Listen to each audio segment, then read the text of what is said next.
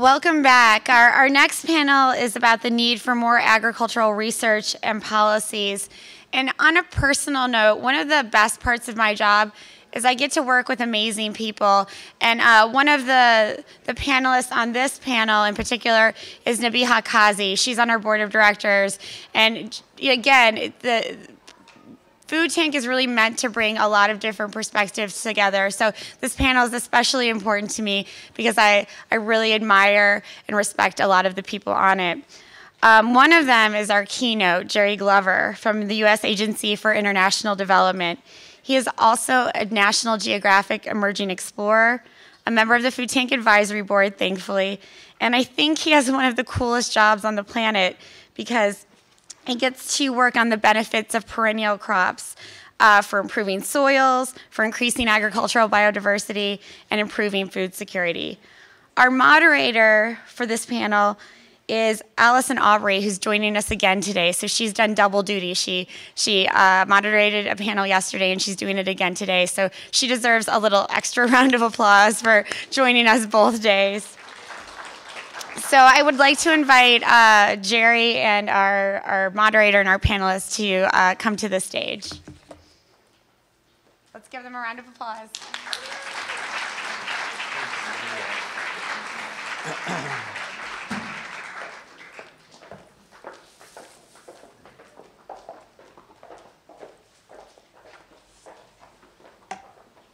Do you need another glass of water? I could use that. Oh. To drink or to Yeah. for a prop? Okay. No. Okay. Well, good morning. It's great to see everybody here. It's been a great set of discussions this morning. So I really do want to thank Danny and the others at Food Tank, and big congratulations to them. For those of you who follow Food Tank, you'll know that even as great as this event is, their overall work is just splendid. And so I'm very grateful for their work and very grateful to be here today. Also want to point out, this is the International Year of Soils. So happy International Year of Soils. As a soil scientist, I love to see the attention put on soils. But of course, it's not just about soils. As Aldo Leopold pointed out over 65 years ago in his book, Sand County Almanac, land is not just soils. It's a great fountain of energy running through a circuit of soils, plants, and animals.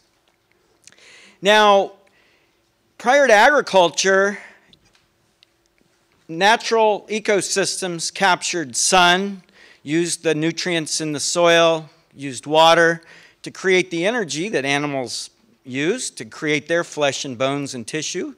The animals defecated and died and returned those nutrients roughly back to the same system. So that circuit that Aldo Leopold spoke about was pretty tight and it was pretty closed.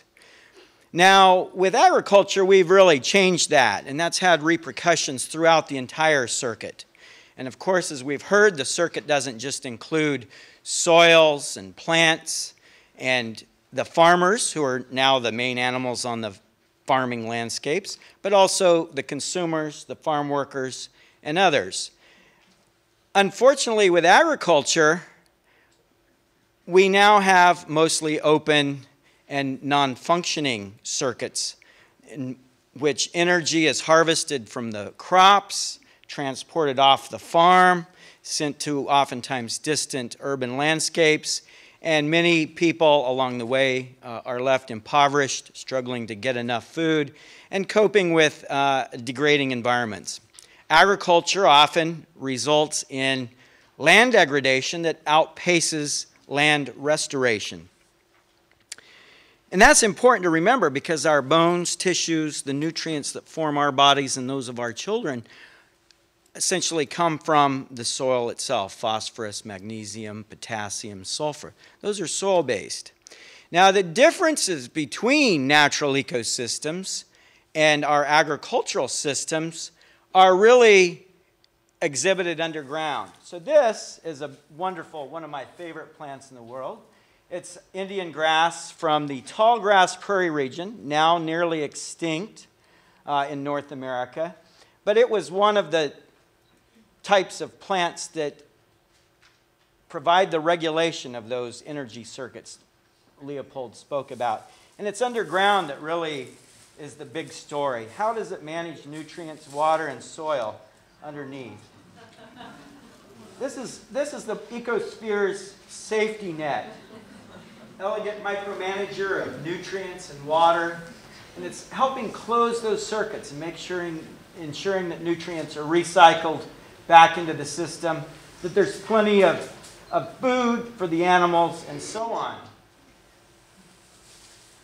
So in contrast, so this is a perennial. It comes back every year, regrows.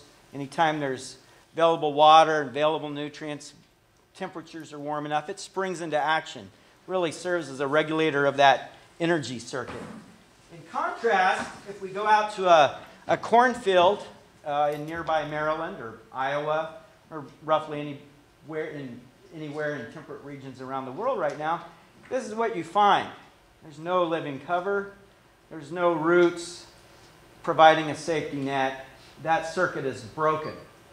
And it has to be reestablished each year by farmers at great expense to themselves and to the environment. Vast areas of land are exposed to soil erosion, nutrient depletion, and so on. And that's kind of the story of agriculture that we constantly need to improve upon. Now, this reality puts a tremendous burden on the true stewards of the planet, the farmers, and especially the millions of smallholder farmers in developing countries that actually produce most of the food that human civilizations rely on. Now, we replace a few elements in some cases, but again, in general, agriculture degrades land faster than it regenerates it. Now, just as farmers are facing the challenge of increasing productivity, some people put our need for increased productivity at 70%, some at 100%, but a growing population will obviously require a bit more additional food. They have to produce more food facing the uncertainties of climate change, facing greater competition for land and water resources from that growing population, and they have to do so relying on the thinnest soils, the most nutrient-depleted soils that farmers have ever had to work with in human history. Pretty huge task. Now, you know, oftentimes people don't relate these problems of soil to themselves, and certainly those in this room, we're well buffered against this. But we have to remember, more than 90% of human calories and nutrients come from these land-based farms. And if people in places go hungry, problems arise. As Bob Marley put it, very simply, a hungry man is an angry man. So this is about global justice, and it's about global peace, as well as the environment. Now, of course, as I mentioned, many of us aren't going to go hungry. And I often hear that if we put all of our food together, there would be more than enough to feed the entire planet. Well, that might be true, but food security is a regional and local issue. Huge corn yields in Iowa don't guarantee that a farmer in Malawi is able to produce enough for her family or sell enough to buy food. And huge corn yields in Iowa don't guarantee that a mother in Washington, D.C. has access to nutritious foods in her neighborhood. So it gets complicated very quickly. And to put our arms around these complex issues that involve land, water, soil, and of course the complexity of humanity brings up great challenges. Now, our focus for this panel is to push for better research and policy that can address these issues. I'm going to raise three areas that I think that we can bring in and address, and I think these three issues will be addressed. Number one, a more participatory system that serves and supports both farmers and citizens. Farmers too often have to choose between long-term soil and land health versus producing enough in the short term. They need better tools, better management systems that they don't have to make that trade-off. I've advocated for a long time, the development of perennial versions of the major grain crops that would make this corn system function much more like this natural ecosystem that I talked about. Consumers too, though, and the farm workers out there in the fields, policies need to be put in place so that families don't have to choose between health and economic income or basic survival. The second issue is addressing food losses after harvest. This is two different issues largely between developing countries and the developed countries. In developing countries, we need to help ensure that harvests make it to market in good shape. In the developed countries, I think we need some policies to address how can we capture some of the food bought by consumers that could be used in neighborhoods for those in need rather than wasted. Number 3, climate change. I think President Obama put it the best on Monday night. No challenge poses greater threats to future generations than climate change. Farmers in particular are facing this great challenge. Critical research and policies are needed to find the triple wins of producing enough food, reducing greenhouse gas emissions from agriculture, and adapting to climate change. Now I'm going to put a fourth on board that we probably won't get to discuss, but I think it should be on the radar in the future. We need to find alternatives to domesticated crop production. As climate change hits, as the extinction of our fellow species on the planet, we're looking at, by the end of the century, this being a very lonely planet packed with 10 billion people, with no space for lions, tigers, eagles, for the ocean's fishes, and so on. I think we need to start envisioning reducing our cropland by half and reducing the impact of agriculture on that cropland by half. So rather than end by saying peace, I'll just end by saying soils. Thank you very much.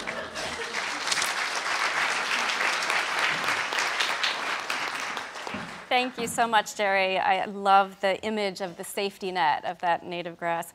We have a fabulous panel here today. I'm going to introduce everyone quickly, get some opening remarks, and I really want to get a lot of questions in today. So be thinking of your questions, jot them down. I'm going to open it up to questions about halfway through. So to my immediate left here is Janet Larson. She's the Director of Research at the Earth Policy Institute, which is a nonprofit here in DC. She is the co-author of The Great Transition, Shifting from Fossil Fuels to Solar and Wind Power. She holds a degree in Earth Systems from Stanford University, and she's conducted a lot of field work around the world in Peru involving salt-tolerant plants on the Chilean coast and poisoned dart frogs in the Peruvian Amazon rainforest. So really fascinating background. To her left is Jahi Chappell. Welcome, Jahi. Jahi is the Director of Agroecology and Agriculture Policy for the Institute of Agriculture and Trade Policy, an institute that does not roll off the tongue. Nonetheless, Jahi has been doing a lot of great work there. He is a leading scholar of the food securities policies of the city of Belo Horizonte in Brazil, and which has served as a sort of basis for Brazil's acclaimed National Zero Hunger Program, which he will talk about. Jahi holds a PhD in ecology and evolutionary biology and a bachelor's in science from the University of Michigan. Next to Jahi, we have Nabeeha Kazi. She is president and CEO of Humanitas Global, which is an international development agency based right here in DC. She has deep roots in food and nutrition policy and has led some high-profile public-private initiatives around the globe. She was born in Pakistan. She was raised in Mexico, and she's a graduate of Kansas State University, as well as having a master's degree from Columbia University. She is chairing this community for Zero Hunger, which she will be talking about. Next to Jahi, we have Pamela Hess, who is Executive Director of the Arcadia Center for Sustainable Food and Agriculture, which is working to expand access to healthy food here in the Washington, D.C. area. She came to this from journalism, so a big career switch. She covered the wars in Iraq and Afghanistan, as well as the Pentagon at the AP, as well as UPI. She got into food when she was writing an article about a local restaurateur, and an interview turned into a 3-hour sit-down where they started sharing their passion for this issue of food security, and this landed her in her next career at Arcadia. Next to Pam, we have Emily Broad-Leib. Emily is the Deputy Director of the Harvard Law School Center for Health Law and Policy Innovation. She co-founded and directs the center's Food Law and Policy Clinic, which is the first law school clinic in the nation devoted to studying and providing legal and policy solutions, really looking at the food system. She received her undergraduate degree from Columbia University and her law degree from Harvard University. Then we have Barbara Ekwall of the UN's Food and Agriculture Organization. She leads work on partnerships and communication and outreach throughout the US and Canada. During her career, she's had several management positions, among others. She set up and led the FAO's work on the right to food, really looking at the humanitarian take on this issue in Rome, Italy. Barbara holds a master's degree in economics and social sciences from the University of Geneva and an undergraduate degree from the University of Stockholm. So thank you all very much. So I think that we'll start right here. Janet, I know that feeding the billions of mouths by mid-century is something that's been talked about a lot here. There's a lot of focus on increasing production. But as I've heard you talk about this issue, it seems that if we're talking about the future of food, the policies we need to focus on are climate policies. Talk a little bit about this. Thank you. I was really excited to hear that climate made Jerry's list of policy priorities for food and agriculture. Because when thinking about the topic of this panel, what policies are going to affect the future of food, it occurred to me that so many of those key policies really lie outside the proper realm of agriculture. We need to be looking at education for women, population growth. Every night at the dinner table, there's 219,000 more mouths to feed, and many of them are ending up with empty plates. We need to look at water because 70% of the water used worldwide goes to agriculture. And then, of course, we have to look at climate. Talk to any farmer, climate and weather are incredibly important. And for a long time, farmers have always had to deal with the vagaries of weather. But things are changing now. Things are changing very quickly. Agriculture developed about 11,000 years ago. And since then, the climate has been relatively stable. That situation is starting to change. Temperatures are rising around the world. Rising temperatures affect food in a number of ways. One, you have higher temperatures. You have more heat waves. They last longer and they're more severe. Heat can very quickly decimate a crop. There's a rule of thumb among crop ecologists that with each 1 degree Celsius rise in temperature above the optimum during the growing season, yields can fall by 10%. There's some research at Stanford University that looked at corn and soybeans in the United States historically, and they've found that that relationship may even be more intense. You can get up to 17% decline in yield with each 1 degree Celsius above the optimum. And of course, if you have a heat wave severe enough, you have complete crop destruction. Just thinking about the corn crop, the US corn crop is the world's largest. Each piece of silk on an ear of corn needs to be pollinated. That pollen has to travel down that silk to create a kernel. If you have a dry and desiccated cornfield, you don't get any corn kernels. Higher temperatures hurt yields. Higher temperatures are also melting our mountain glaciers, which we call our reservoirs in the sky. Look at Asia's major rivers, and almost all of them start up in the mountains of the Himalayas, and they're glacier fed. So glacier runoff is very, very important during the dry season. In the short term, as these glaciers are starting to melt faster, we have more water, heavier river flows, and dams are bursting because of it. But in the long term, you start to lose that flow, you lose that reservoir, and that can be very important to farmers. As glaciers melt, we also have our ice caps melting in the Arctic and in Antarctica, which means rising sea levels.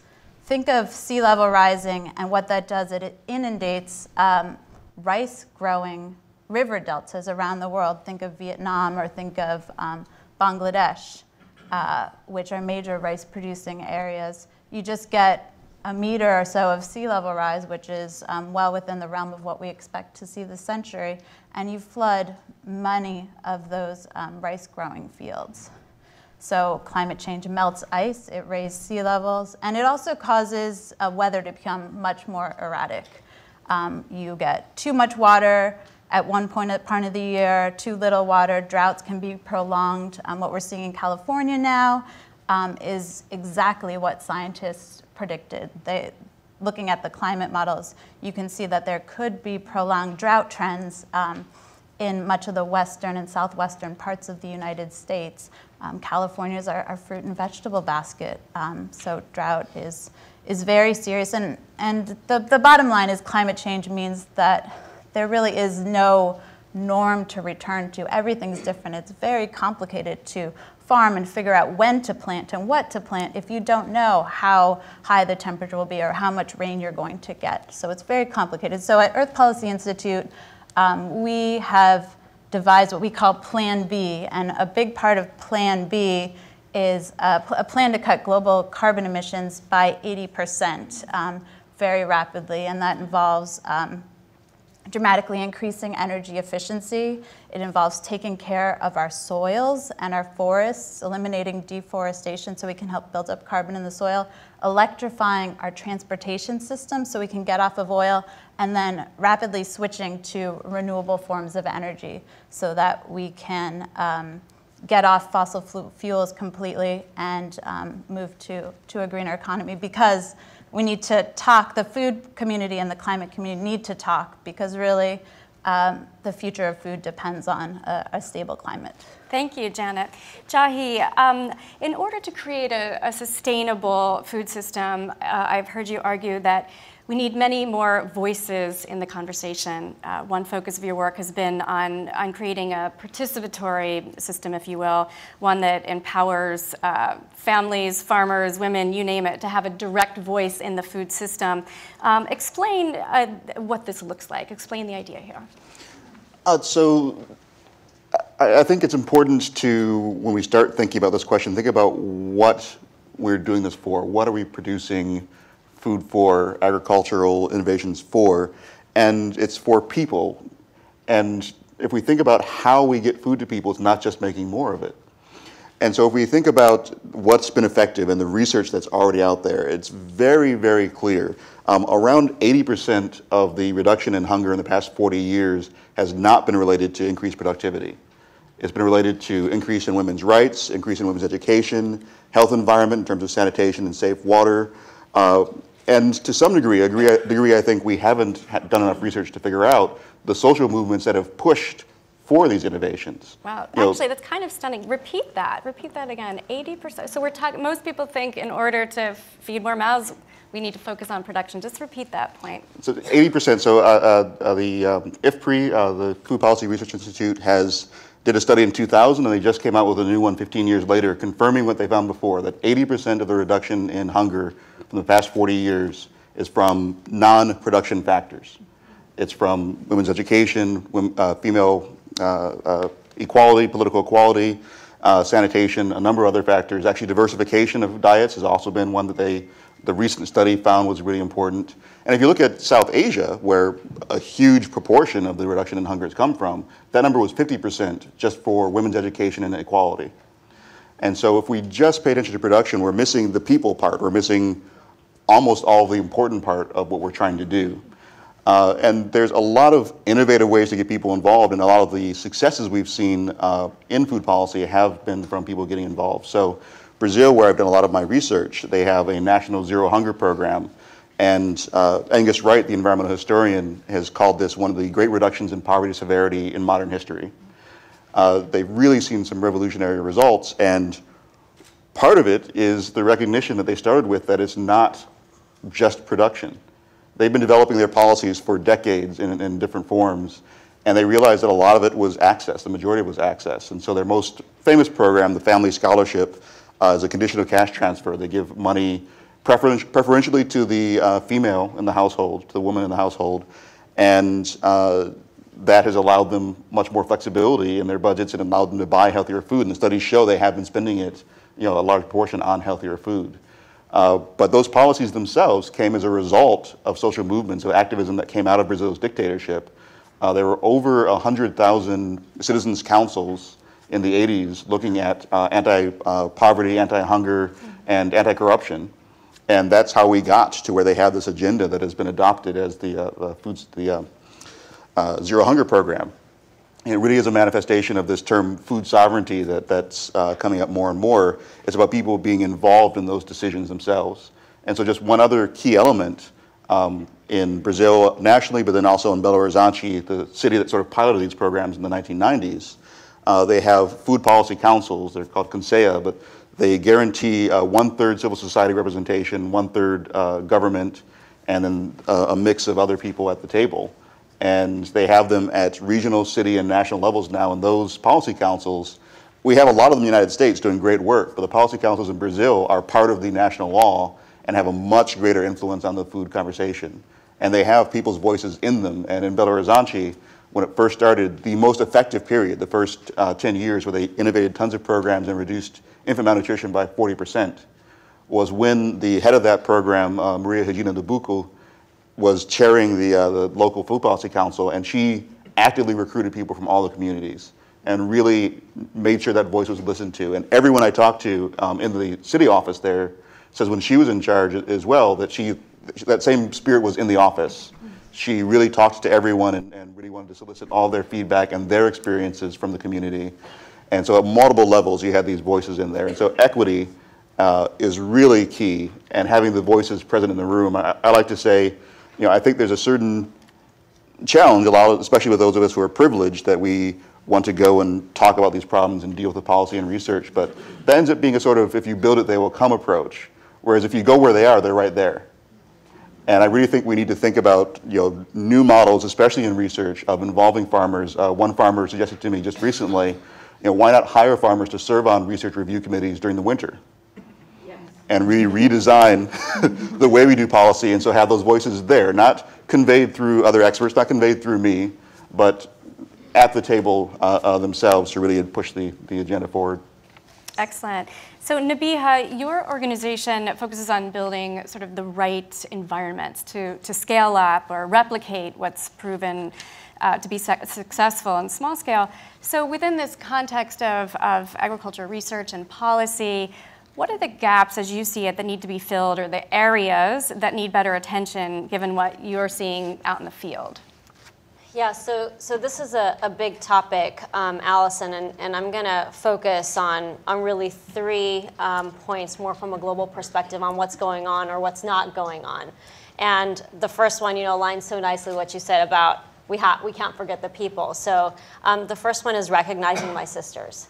Is that we cannot talk about sustainable food systems and resilient food systems if we don't talk about women, if we don't invest in women farmers. Women farmers produce more than half of our world's food. And if you look at sub-regional data, about 50% of ag outputs in South Asia and 80% of ag outputs in sub-Saharan Africa are all thanks to women. Yet 60% of the world's hungry, they're women. It's a great paradox. We also have a tremendous ag yield and ag output issue, especially when it comes to women farmers. The FAO has reported that if women enjoyed the same access to quality agricultural resources that men did, they could increase productivity on their farms or yield on their farm by up to 30%. And that translates to a reduction in hunger of about 17%. So research and policies really need to be focused on enabling and empowering women so they can thrive, so they can profit, so they can stay, and they can be the best that they can be. Because as it stands, we're falling short. The second area is looking at the delivery side of things.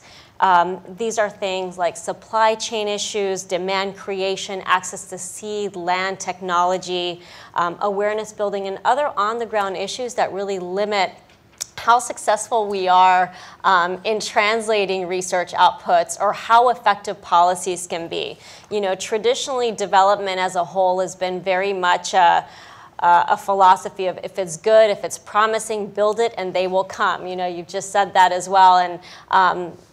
And I think the same has traditionally been true in the ag food space. We have spent billions of dollars on interventions, on finding great evidence, on building innovative responses to improve people's lives, yet so many of them remain stuck in the lab or stuck in a test field, and it's because we consistently, traditionally have been build it and they will come, and we know that that just doesn't work. So as we invest in new tools, as we invest in new seeds, as we invest in new technology, we also simultaneously have to prepare the environment so that these great results and these promising insights can actually be replicated, can be adopted, can flourish in these environments. And we need to make sure that we monitor impact. You know, because it worked in the lab or because it worked in a test field, it doesn't mean it's going to work in a community. And maybe it will, but we need to see how this stuff works in real life. And if it's not working, we need to understand why. We need to understand what are the barriers. So as we shape research and as we shape policy, we have to keep the delivery piece of it front and center and make sure that whatever we're putting out there from a food, ag, nutrition perspective is actually accessible to those who need it. And my final point is this point around how research and policy really should support the scaling up of interventions, the scaling up of what we know we have, what we know has worked, of evidence-based initiatives. As Allison mentioned, I chaired the Community for Zero Hunger, which is a tremendous global initiative in response to the UN Zero Hunger Challenge that really was formed from a grassroots movement of some of the most brilliant people in food, ag, and nutrition. And as one of our tasks, we've been having consultations with hundreds of practitioners. I use that word broadly with individuals who are working, whether that's in policy or program or research, in regions that are disproportionately affected by hunger and regions that are also tasked with feeding the world. And in reviewing this feedback from these consultations, and it's still going on, by the way, we hear some of the issues come forward, such as we need better ideas on how we engage with communities. We need lessons learned on how we harvest and conserve water. We need insights on low-tech ideas and approaches to reducing post-harvest loss. We need thoughts and approaches on how we can improve breastfeeding rates. You know, how can we get moms to want to do it and make it easy for them? And the remarkable thing is that on these issues that have been, you know, kind of coming out from these consultations, we have solutions and ideas and insights in other places of the world. So we don't have to spend big money and big time reinventing the wheel on some of these fundamental things that are lacking, that are not accessible to the masses. So yes, we do need investment in better initiatives and better approaches. I'm not saying that we don't, but we also have to invest in scaling up what we know works. I want to conclude with something that the president of the International Fund for Agricultural Development has said, Dr. Kanayo Nwanze. And he said that development is not what we do for people, development is what people do for themselves. And I think this is so true and it's so important. Our agricultural policies, our ag research needs to be about building environments where food and nutrition is something that is not achieved by institutions or donors or governments. It needs to be something that's achieved by the mother who right now is putting her child to bed hungry. It needs to be achieved by the producer who is at the mercy of the middleman to get their food out into the food system. It needs to be shaped by people who are producing our food, who are feeding their communities.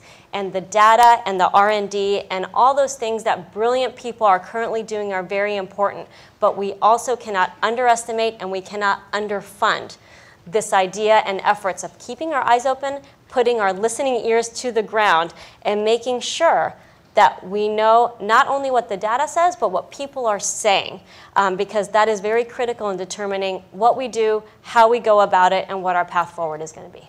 Thank you, Nabeeha. Pam Hess, improving access to healthy food is the mission of your organization.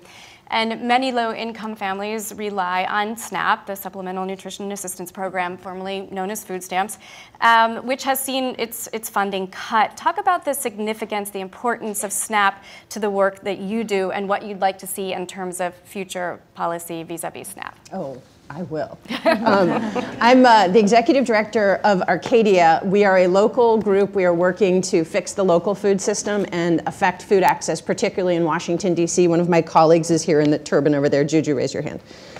Juju's very important to what we do. The piece that we do with food access is a mobile market. We have 2 mobile markets. Last year they made 18 regular weekly stops in low food access neighborhoods, mostly in DC. 16 of them were in DC, 1 was in Virginia, 1 was in Maryland. And these are neighborhoods where you have a lot of people on SNAP, WIC, or Senior Farmers Market nutrition vouchers. They don't own cars. There's not a grocery store. It's not served by a farmer's market. This is the living embodiment of what you guys are talking about, of if you build it, they will come. No, you have to bring it to where they are. One of the experiences that we have on the mobile market, which was recently brought up to me in a policy discussion here in DC, is that we have, even though we are tiny by comparison to the DC farmers markets, which are huge and really popular, because we're in the neighborhoods where people are living and working, because we put ourselves in their way, they use their SNAP benefits with us in a disproportionate amount than they do in farmers markets across the city and across the country. And it has everything to do with the fact that we are there and that we develop relationships with people. So there's a couple of programs that work at farmers markets. There's the WIC and Senior Farmers Market nutrition vouchers, which can only be used at farmers markets, and then there's SNAP. And SNAP you can use basically anywhere that accepts it. It is the sort of the standard food stamps. I come to this with a weird background, as Allison mentioned. I'm not a nonprofit person by training. I'm a journalist by training. I covered the wars in Iraq and Afghanistan, and it informs the way I have viewed this and how hard these issues have hit me. So in Iraq and Afghanistan, I think you guys know that the signature injury of that war is a lower limb amputation. And I spent time over there, and so consequently I spent time at Walter Reed in Bethesda visiting friends and friends of friends who had been injured and had a part of their leg or arm amputated. So when I went out on the mobile market the first time, I saw a lot of young people in crutches and in wheelchairs, and I thought, oh, they're war veterans, right? That was my frame of reference, and I was quickly corrected, no, these are victims of diabetes. So I'm about to blow your minds, just hold your head together. There have been 5,000 amputations since the beginning of the Iraq and the Afghan wars on American service members and some civilians, including some journalists, friends of mine. Do you know how many amputations there are in this country from diabetes? Let's just pick one year, 2010, 73,000 in 1 year. And this is from diabetes, and this is something that is absolutely preventable. It is caused by the food you eat, and it is prevented by the food you eat. Poor people are 10 times as likely to have an amputation from diabetes than a wealthy person who has diabetes.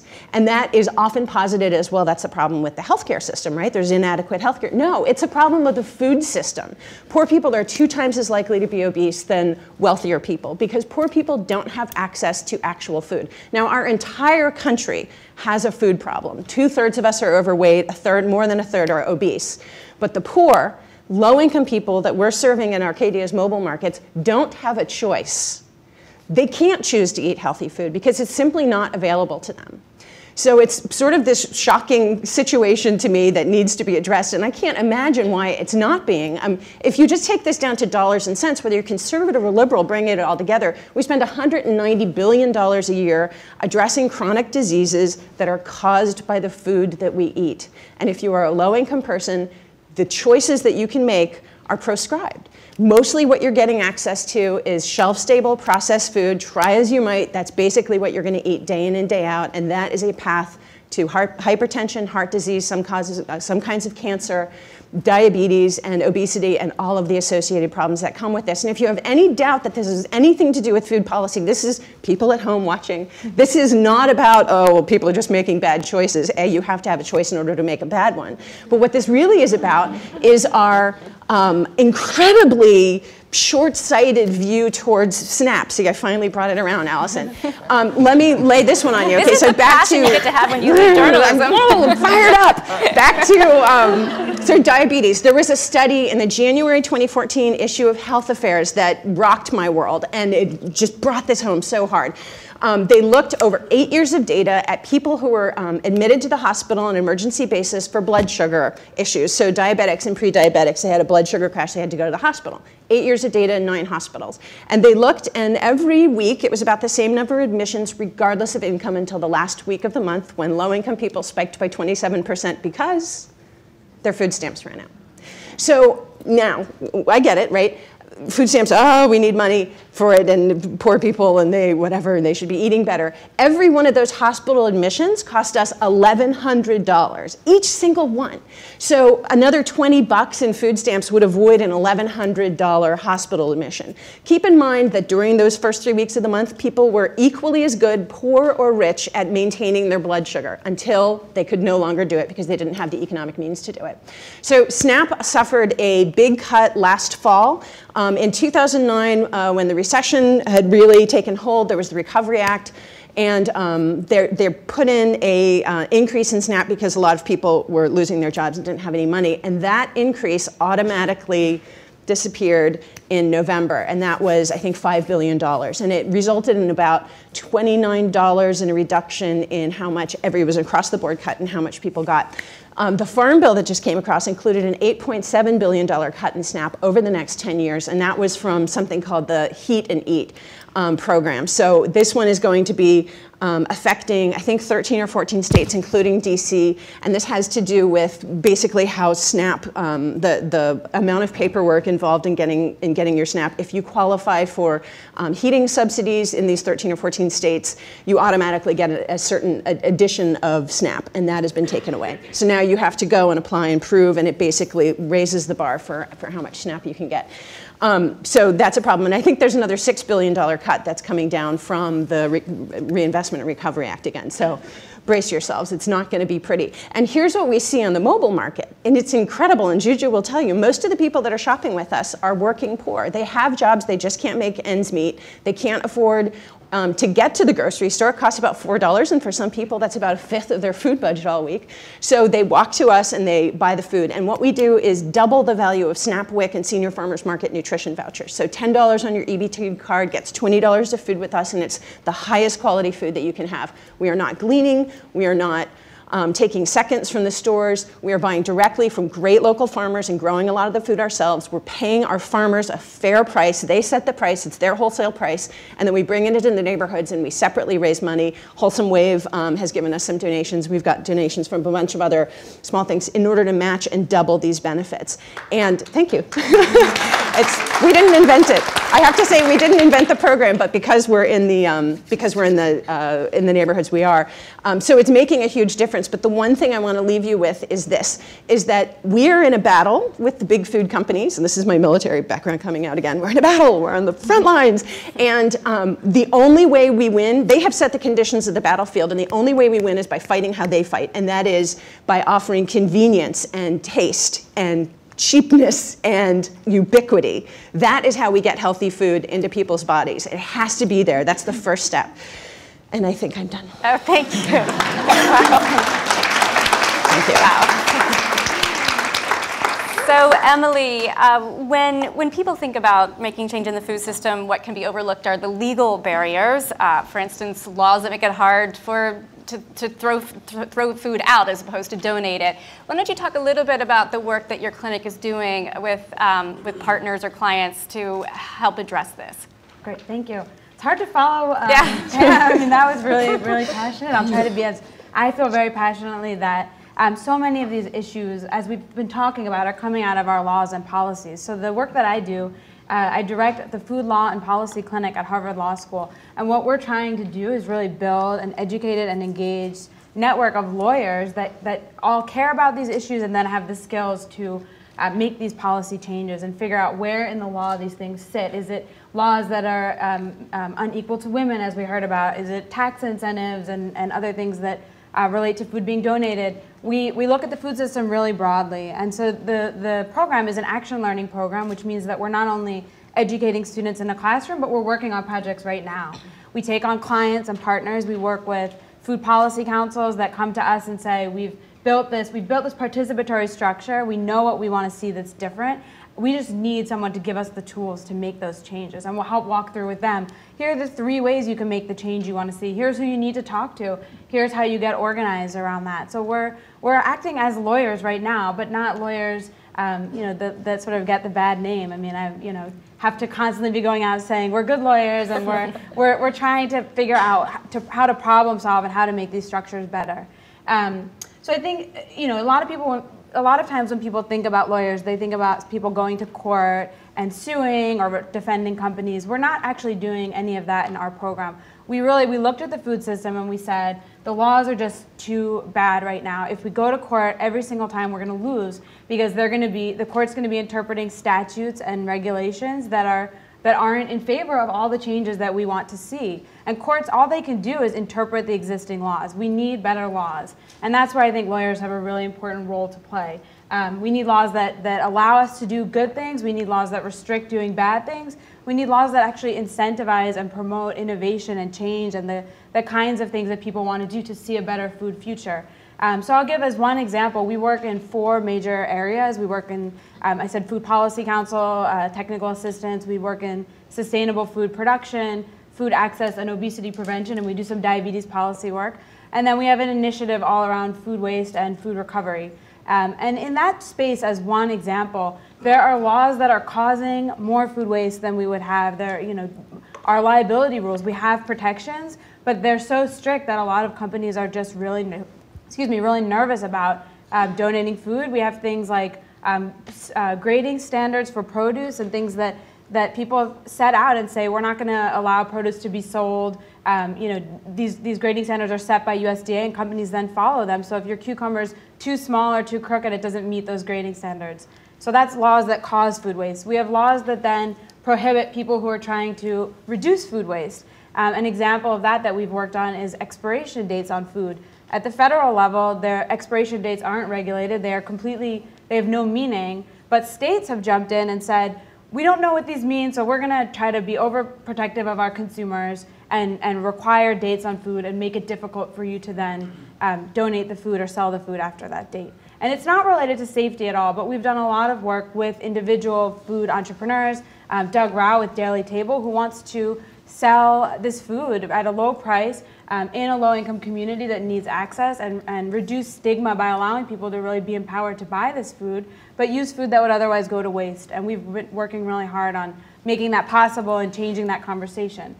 So those are laws that forbid innovation. Then there's also failure to incentivize all of these great ideas. If we want companies to do things differently, we need to provide them incentives to do something different than business as usual. And an area that relates to food waste is around tax incentives for food donation. Right now we have tax incentives, but the way the federal law works is that they only are available to the biggest grocery stores. They're not available right now to farmers and to smaller stores and to other people. I mean, think about a farmer. If you plant a whole field of going back to cucumbers, and for whatever reason they're not the right shape, you have extra that you're not able to sell, there's no money to help you plow those and give them away for free. So being able to have incentives for all of those people to change the way that we're doing things and reduce this 40% of food that we're wasting, that's a big area we're working on. And we have our students actively engaged there. We're working on a film, they're working on legislation, they're working with individual businesses to change the conversation. We're working with state governments to create state-level tax incentives. And these students hopefully are going to then go forward and be lawyers that hopefully will partner with all of you. So I think the other thing I really want to say is that law is just a tool. I mean, I'm not an expert in social science or public health or hard science or any of those things. We know how to use this tool to really improve the food system or whatever system we really put our minds to. And so we need to partner with other disciplines and partner with farmers, partner with communities and food policy councils who either know what the data shows or know equally as legitimate what changes they need to see in their own community. We're able to help them make those changes. So I wanted to just say tell about one thing we're doing, which I'm excited about and I can talk more about. We are this year hosting a Harvard University-wide food system challenge. So this is a challenge to the entire student body to come up with innovations or ideas that make the food system healthier, more sustainable, and more equitable. So students are going to put in their proposals. They're coming in a few weeks. I'm very excited. And then there'll be finalists, and then at the end of the year, there'll be winning teams that will actually get a cash prize to go and implement their new ideas. And this is huge. I mean, that Harvard is, doing this across the university. We have 2 deans, the dean of the law school, the dean of the public health school are sponsoring this. So I'm excited, and I think it's really an important way for us to see these cross-disciplinary partnerships and incentivize the partnerships, the innovation, and hopefully the policy changes that can make all of these dreams come true.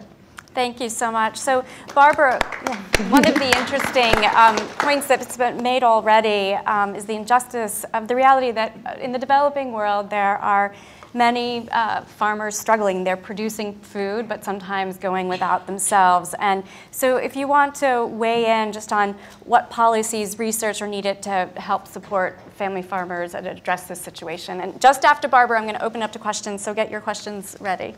Yes, thank you. I think it's fantastic that we are having this discussion about policies. I'm really happy about it. And there's one message coming out very strongly from this panel, and it is that policies matter when we discuss food. There are 2 ways of eradicating hunger, and we can do it. There are 2 ways. One is to increase productivity. There you have research, you have interventions at the level of agriculture, investments, and so on.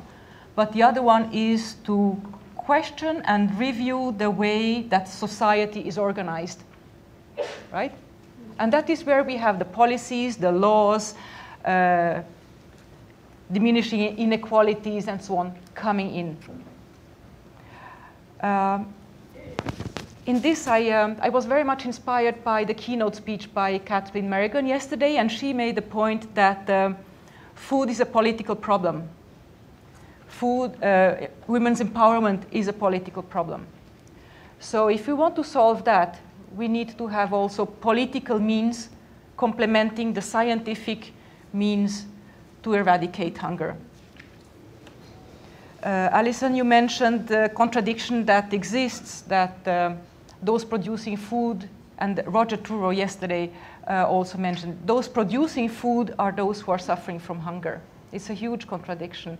And Jerry today mentioned the International Year of Soils and how important it is to conserve, to protect our soils. So that brings me automatically into one question, brings me to give focus to the issue of family farmers. Why? 75% of the land area used for agricultural production is managed by family farmers. And they produce 80% of our food. There are many family farmers out there.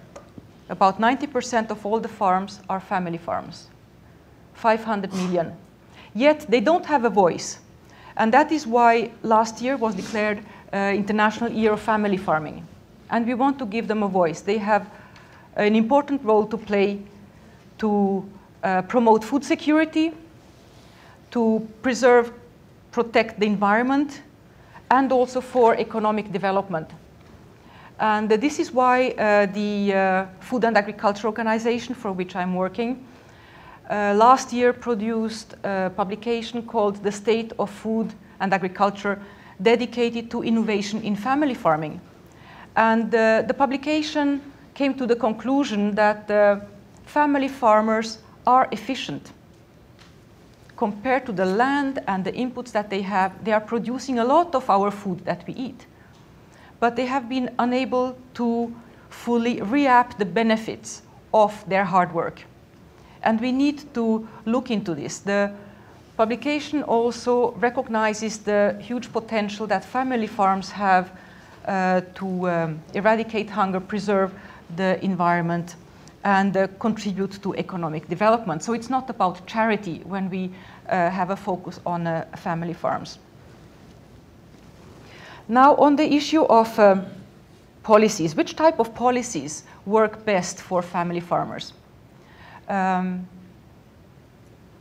One big area is the whole area of policies related to governance, to peace and stability. Because farmers cannot move their activity to another place very quickly, like other professions can.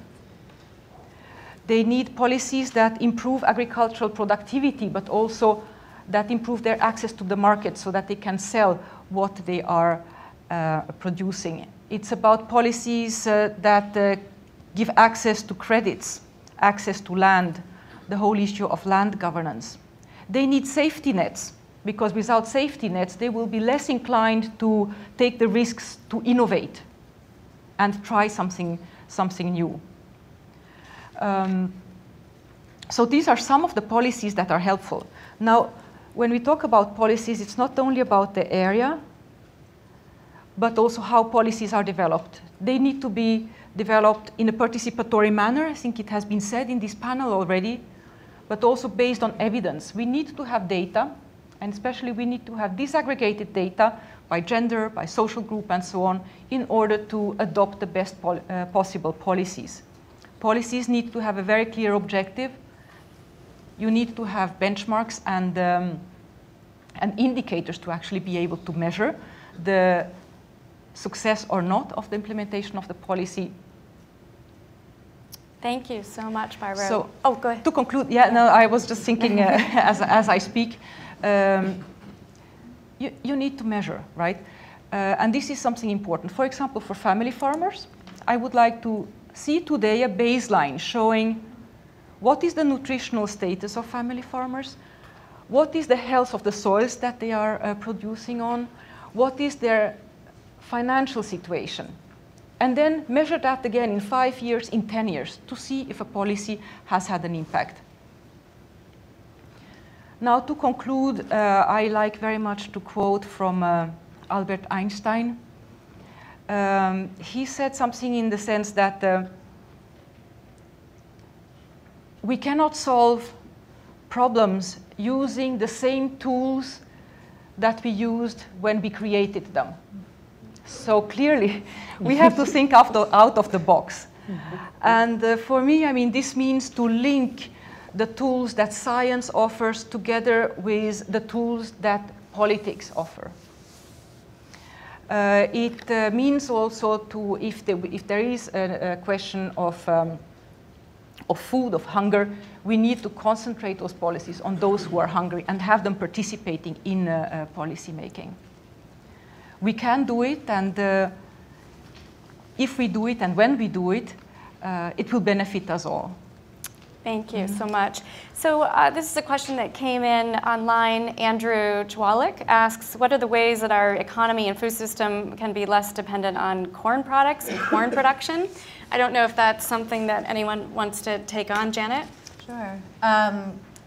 Yeah, our food system is very dependent on corn. When you open your refrigerator, it's almost all corn. If you eat milk, butter, eggs, sausage, ham, ice cream, those are products that all contain corn because it's corn that's fed to animals and then turned into the products. So that's part of the reason why we have vast fields of corn. It's not for the niblets and the corn on the cob. It's for corn that's used for animal feed, and then corn that's used for biofuels, ethanol production. We did a look at the enormous appetite of cars. Just to fill the tank of a large SUV one time would take enough corn that could otherwise feed a person for 1 year. So that example shows you we're not going to be able to get ourselves off of our oil addiction from corn. So we would advocate for getting rid of the policies that are mandating a certain amount of our gasoline is blended with ethanol from corn. Things are great when they help farmers get income, and it's a way to have their money go, but there should be other ways to diversify the farm system. Because as drivers, if we're filling our tank, a portion of that fuel is coming from That's right. corn. 10% of the gasoline is. Yeah, is you want to weigh in, Jahi, and then I'll take a question out there as well. Jahi wants to weigh in on Just to add corn. quickly to that, I mean, I think there's also the fact that we're not paying the farmer what it costs really to produce that corn, and we're not paying the price of what it costs the environment and our health. Mm-hmm. And so if we really balance that differently, then there'd be a way different cost for corn. We have to simultaneously deal with food access and food prices, but we can't get around it by not paying what it's costing the environment and costing the farmer to make. Got it.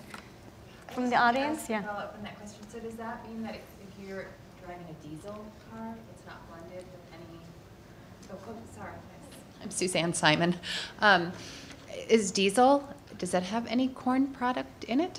Diesel, no, generally it's not blended. Ethanol is blended for gasoline. You can make biodiesel out of soybeans and stuff, but it's a small portion of automotive fuels. And the reason we don't want to do that is because that's bad for the environment or emissions, right? So. Well, I'm just curious. Yeah. What are you looking for if you're a consumer buying? Making these choices and trying to. In an ideal world, we would get off liquid fuels in our transportation system just because we can't grow them. We don't want to frack for them or import them from unstable regions of the world. So we need to have homegrown electricity where we can plug in our vehicles when you need a vehicle. But better, have transportation systems that are diverse. So you can have buses and cars and bike shares and pedestrians and everything. So we don't need to use our food for fuel. Okay, so got it. Thank you. Got it. And a question from, if you hand the microphone back, in the blue sweater. Hi, I'm interested in, so there's this idea of that food is political and that we need better laws. But I think as most citizens, we're asked either to consume well or we're asked to sign a petition, and then occasionally we might be asked to vote for somebody because of food issues. Well, what should we be doing beyond just petitions and voting every 2 years? Do you want to take that, Emily? Sure. That's a really good question. I think I talked earlier about food policy councils, which Jahi also mentioned, that are one, just a way that if you really want to take these additional steps, getting involved in your community, and they're getting really common. A lot of cities, a lot of states have these councils, and I think they're great ways to either be pretty involved, or a lot of them have made it part of their mission to do broader outreach and try to get more grassroots and bring in other voices. So I think it's a way to get involved, get networked, get educated about these things. And I think as well, there's been so much of a focus on federal policy, and I think, federal policy is huge around corn, around subsidies, around a lot of the things we've talked about. But what we've really seen, or in my work at least the past few years, is there's been a boom in innovation and policy change at the state and local level, some of which is, I think, cities and states realizing they have a lot of power that they didn't know they had. And some of it's been cities and states identifying policy changes that then the federal government adopts, like menu labeling, like trans fat bans. A lot of these things started with cities saying, those were both New York actually, but saying we want to make this change. So I think there's a lot of levels that you can get involved and give your input and then hear about the ways that you can be pushing for things. And I think it's great that we're all signing petitions online and that kind of things, but there are ways to get more active and be more engaged day to day. I feel compelled to mention that we recently had a report at IATP come out called Deepening Food Democracy that talks about a variety of ways of participating. Great. I'm going to take the liberty of taking a couple more because I know we're headed to lunch. And yesterday, Danny expanded. Is that all right? Can I do Yes. that? No, Yes, I can do that. Oh, I can. The panel will stay. All right. One more question. Oh, Danny, you want to weigh in? Okay, all right. So what I'm hoping is that you guys keep the conversation going. I'm sorry that we ran out of time. Thank you to all of the panelists. It's been fascinating, but it's tip of the iceberg. I would love to hear more. Thank you.